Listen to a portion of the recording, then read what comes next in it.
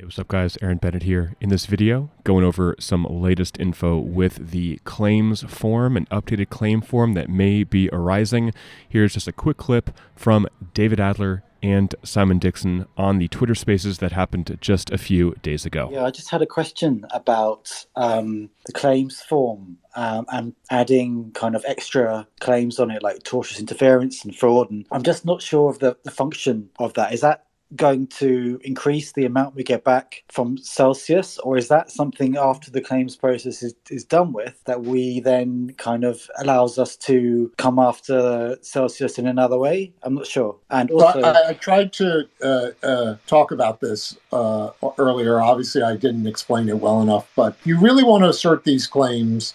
I don't think it's going to result in a greater recovery from the debtor's estate. Because, the fact that you have a breach of fiduciary duty claim or fraud claim, everyone else has those types of claims generally. But eventually, somebody is going to bring an action against Mashinsky and Leon for fraud and all these other torts. And like I said before, it's better for that trustee to be bringing, at least in my view, to be bringing the claim on behalf of the customer who asserted the claim, so that the claim of the customer is at some point assigned to the liquidation trustee.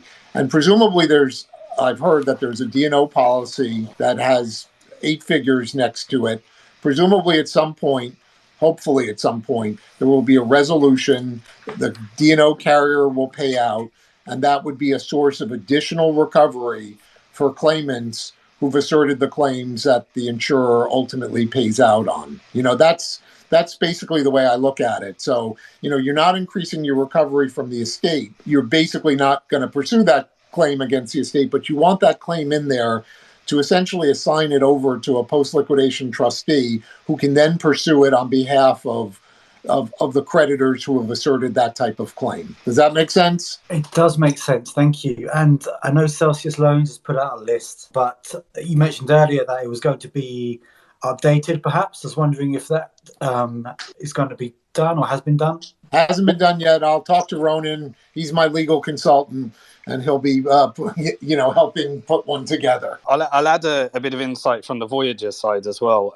When it was going through the FTX bid, how funny, isn't it? Times change.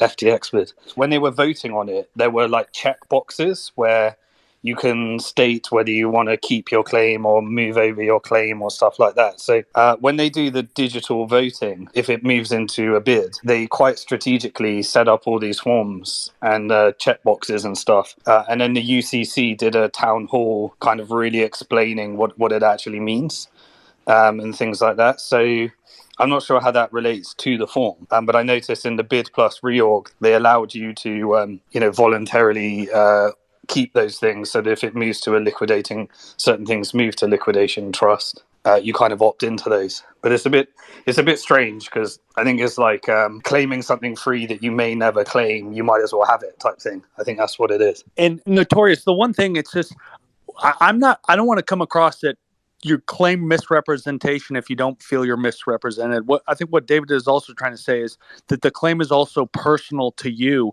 If you were in early June, there was a quote unquote a lot of FUD going around about Celsius, and if you were unsure whether to withdraw your funds, and then you watched an AMA video or a YouTube video with Invest Answers and the CEO, oh, I'm not going to withdraw my funds.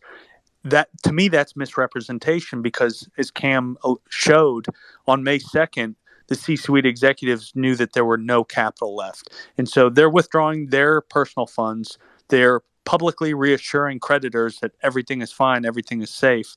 To me, that's just like, in plain language, that's just complete and total misrepresentation. So I think we can push out guidance, but at the end of the day, it's individual creditors have to do the work for how they felt they were defrauded or how they felt they were misled. Yes, I agree with that.